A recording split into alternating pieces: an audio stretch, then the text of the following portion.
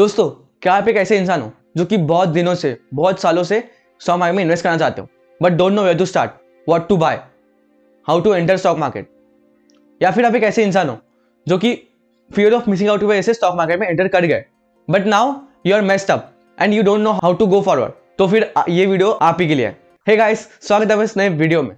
आज के वीडियो में basically step by step guide discuss करेंगे, सिंपल स्ट्रेटेजी डिस्कस करेंगे टू एंटर स्टॉक मार्केट, जो कि ना बस आपको रिटर्न्स अच्छी दे पाएंगे बट साथ ही साथ आपको एक अच्छा माइंडसेट भी डेवलप करेगा to invest in stock market. So without wasting time, let's start.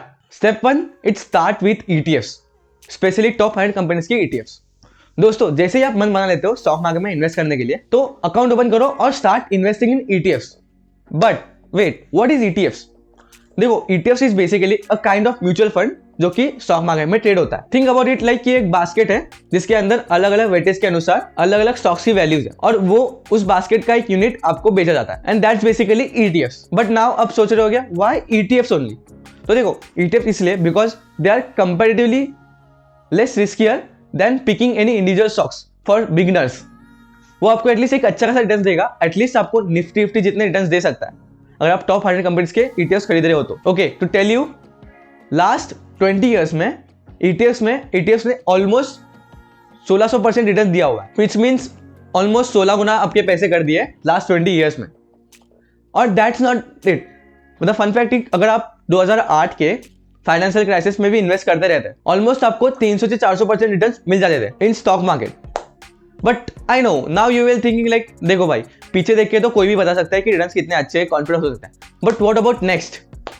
How you can justify कि आगे भी अच्छे रिटर्न्स देंगे, आगे ये डूबेंगे नहीं? तो देखो, टू टेल यू ऑल, जिसकी मन में ये सवाल आ रहा है, see, you are investing in top 100 companies, which means you are ultimately investing in India's economy, and doubting this is like doubting Indian economy. अगर मान लो कोई क्राइसिस आया भी, इकोनॉमिक क्राइसिस आया भी, तो वो आप इन्वेस्ट करो या ना करो, वैसे भी फेस करने वाले हो, इन्फ्लेशन से या फिर एम्प्लॉयमेंट से, तो वो फेस होने ही वाले आपके ऊपर। What worst can happen in investing? जो अगर कोई भी इकोनॉमिक क्राइसिस आया तो वो सब लोग फेस करने वाले। इट्स नॉट लाइक कि इन्वेस्टिंग में ही फेस किया जाता है। Where is the risk? And if you believe in the future of India, this is the opportunity to invest in India via investing in top 100 ETFs। अब मुझे पता है कि थोड़ी बहुत रिस्क तो होती है, कि लाइक थोड़ा बहुत अप्स एंड डाउन्स आते रहेंगे, but as you are not at all investing in individual stocks, आपकी जो रिस्क है वो मिटिगेट हो जा रही है। मतलब आप मान लो आप टॉप 100 कंपनीज में इन्वेस्ट कर रहे हो, तो अगर दो से चार स्टॉक्स भी अगर खराब परफॉर्म कर रहे हैं, तो देयर आर डिफरेंट 96 स्टॉक्स जो कि उसको मिटिगेट कर सकते हैं, उसको उस रिटर्न्स को एब्जॉर्ब, नेगेटिव रिटर्न्स को एब्जॉर्ब करके अच्छे रिटर्न्स दे सकते हैं आपको। So where is the risk? And मान लो कोई क्राइसिस आया भी, बट उसके बाद जो इकोनॉमिक रिकवरी आती है, उसमें जो पोटेंशियल है रिटर्न्स देने का, that's far more greater than this small risk जिसपे हम सबका फोकस होता है कि ये नीचे जा सकता है, ये नीचे जा सकता है। That's how secure it can be, and it is frankly, because you are investing top companies. At least you can expect कि आपको निफ्टी 50 जितने रिटर्न्स तो मिलते रहे, and that's just like getting one step above then poverty level, और one step above then what currently you are by not investing in stock market. So it's great to start. So अगर आपको ये चीज ठीक से clear होगा कि risk कैसी है और क्या है, now you will understand where to see ETFs. So simply ETFs को सर्च करने के लिए बहुत सारे ऑप्शंस होते हैं, बहुत सारी चीजें होती है, बट सिंपली अगर मैं आपको बता दूं, टिकरटेप करके एक वेबसाइट है, उस पर आप जा सकते हो और आपको जिस भी इंडेक्सेस का ETF चाहिए, उसके लिए पहले आप उधर मान लो आपको निफ्टी 50 का ETF चाहिए, निफ्टी 50 जो आपको दिखता है उसका ETF चाहिए, तो आप वहाँ पे निफ्टी 50 टाइप करो और एंटर मारने के बाद वहाँ पे एक ETF का ऑप्शन आता है। वहाँ पे अगर क्लिक करोगे तो ये सारे ETFs है जो कि स्टॉक मार्केट में ट्रेड करते हैं, जो कि निफ्टी 50 के ETFs है। अगर आपको सेंसेक्स का चाहिए तो वहाँ पे सेंसेक्स टाइप करो, ETFs में जाओ, दिस आर ऑल ETFs जो कि सेंसेक्स में इन्वेस्ट करते हैं। सो इस तरीके से बेसिकली आप ETFs को सर्च कर सकते हो और उसमें देख सकते हो। नाउ अब इतने सारे अगर ऑप्शंस आ रहे हैं आपको ETFs में भी, that means there might be some parameter, some criteria, some selection criteria to invest, right? या देयर इज क्राइटेरिया। देखो, आपको दो चीजें ध्यान रखनी है जब भी आप कोई ETFs में इन्वेस्ट कर रहे हो तब। पहली चीज, उस ETF का एक्सपेंस रेशियो और ट्रैकिंग एरर जितना कम हो सकता है उतना अच्छा, और liquidity must be as high as possible, मतलब आप कभी उस चीज को बेच सकते हो। सो ये दो चीज हमेशा याद रखना, एक्सपेंस रेशियो और tracking error must be less, liquidity must be high. अब what do you mean tracking error? Tracking error मतलब बेसिकली अब जैसे निफ्टी 50 का ETF है, तो निफ्टी 50 का ETF निफ्टी 50 को कंपेयर करता है और उसके हिसाब से आपको बेंच रिटर्न्स देता है। तो वो जो एरर आता है, मतलब मान लो निफ्टी 50 इंडेक्स है वो 1% बढ़ा, और जो निफ्टी 20 जो कि निफ्टी 50 का ETF है वो 0.9% बढ़ा, तो जो 0.1 का एरर आया ना, दैट्स कॉल्ड ट्रैकिंग एरर। तो वो जितना मिनिमम रहेगा उतना आपको एटलीस्ट निफ्टी 50 के इतना रिटर्न्स मिल सकते हैं, दैट्स बेटर फॉर यू। सो इस तरीके से बेसिकली आप इवेल्युएट कर सकते हैं, पिक कर सकते हैं ETF को और उसमें इन्वेस्ट कर सकते हैं।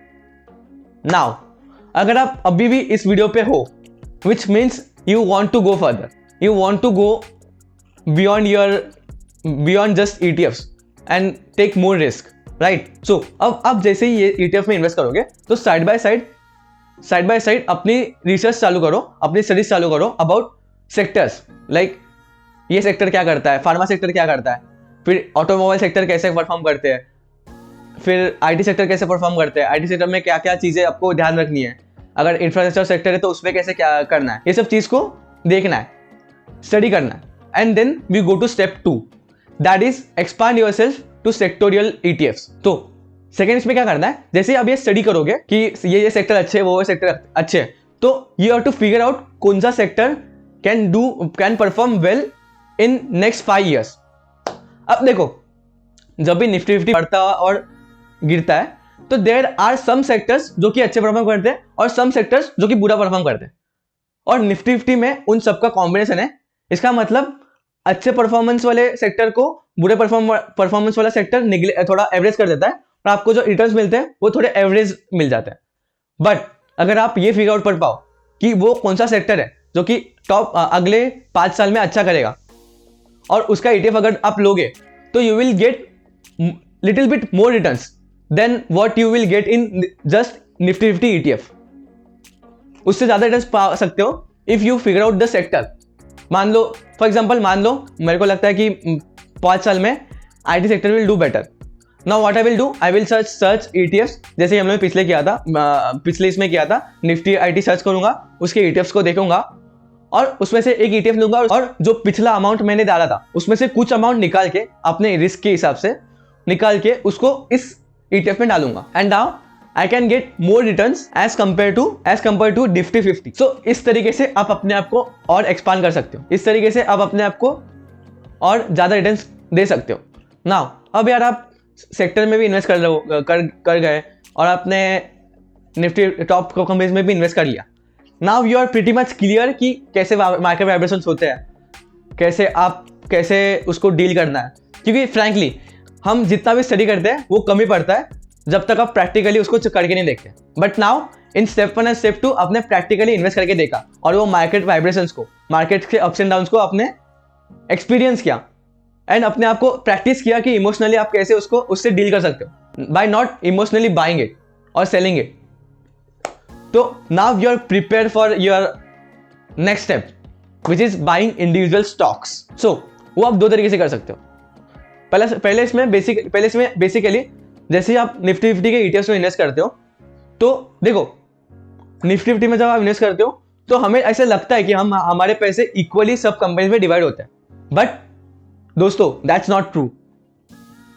हमारे पैसे अनइक्वल इसमें वेटेज के अनुसार, टॉप कंपनीज के वेटेज के अनुसार डिवाइड होते हैं। जैसे कि अगर निफ्टी 50 की बात की जाए तो रिलायंस इंडस्ट्री को 10% अमाउंट मिलता है, मतलब अगर मैं 1000 रुपये इन्वेस्ट कर रहा हूँ तो उसमें से 100 रुपया तो रिलायंस इंडस्ट्री में इन्वेस्ट हो रहा है, उसके बाद 8% HDFC बैंक में इन्वेस्ट हो रहा है। तो इस तरीके से बेसिकली आपको वेटेज मिलता है, लाइक ऑलमोस्ट टॉप 15 कंपनीज आपका 50% कैपिटल कवर करती है। सो अगर आप ये फिगर आउट कर पाओ कि अगले मतलब 20 रैंकिंग के अगले जो स्टॉक्स है उसमें से कौन सा स्टॉक टॉप पे जा सकता है, ये अगर आप फिगर आउट कर पाओ तो आपको एक अच्छे और बेहतर रिटर्न्स मिल सकते हैं इन स्टॉक मार्केट।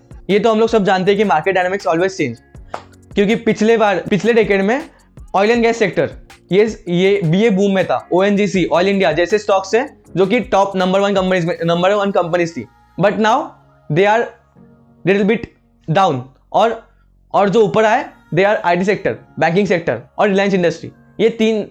ये सेक्टर और ये कंपनीज ऊपर आई। So which means market dynamics always changes. तो अगर हम फिगर आउट कर पाए कि नीचे की जो कंपनीज है कौन से ऐसी कंपनीज है जो कि नेक्स्ट टॉप 10 कंपनीज में आ सकती है, then that will be a great investment for you which can give you more returns than you have expected in Nifty 50 itself। ये हुआ पहला तरीका फिगर आउट करने का। सेकंड तरीका क्या हो सकता है कि मान लो अपने सेक्टर को समझ लिया कि लाइक ये सेक्टर अच्छा करेगा, तो सेक्टर्स में भी कैसा होता है ना, जो टॉप परफॉर्मिंग होते हैं, जो ऊपर के स्टॉक्स होते हैं ना, they can perform well, but अगर आपको अच्छे रिटर्न चाहिए ना तो you have to go towards छोटे स्टॉक्स। छोटे मतलब छोटे not in price but in size.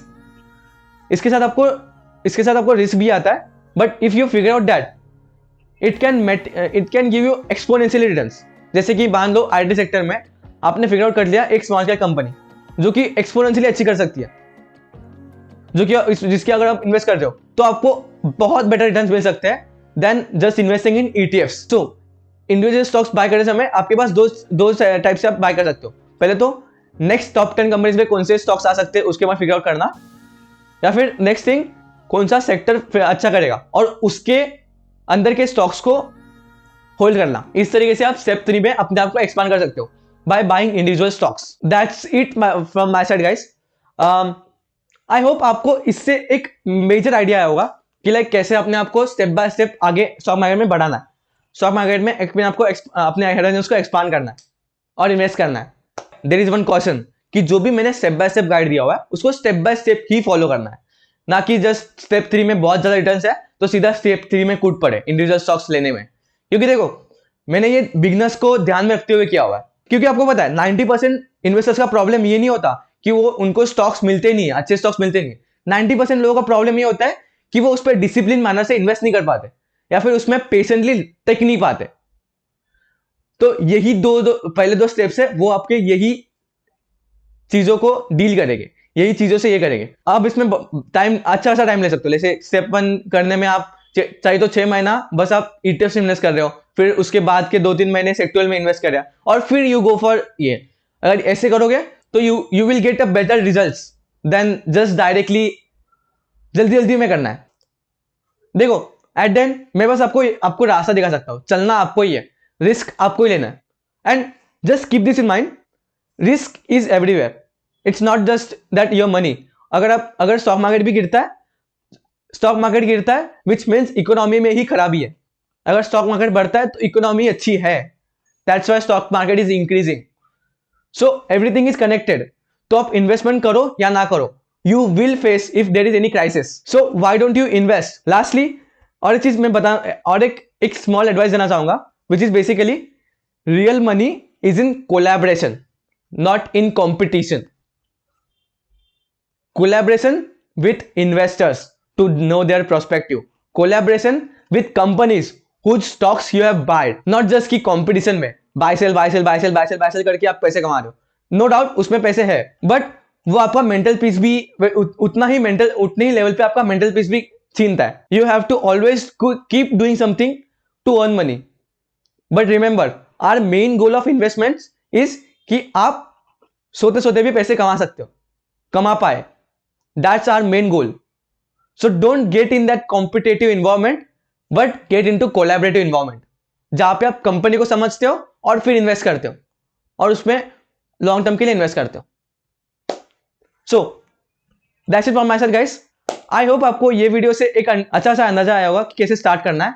और अगर आपको ये वीडियो पसंद आया होगा और अगर आप नए हो इस चैनल पे तो make sure you hit that subscribe button to get such kind of ideas in future. And also hit that like button अगर आपको ये वीडियो पसंद आया होगा, अगर ये स्ट्रेटेजी आपको पसंद आई होगी। And let me in the comment section, is this क्या ये video was eye opening for you to invest in stock market. Until then take care, bye bye.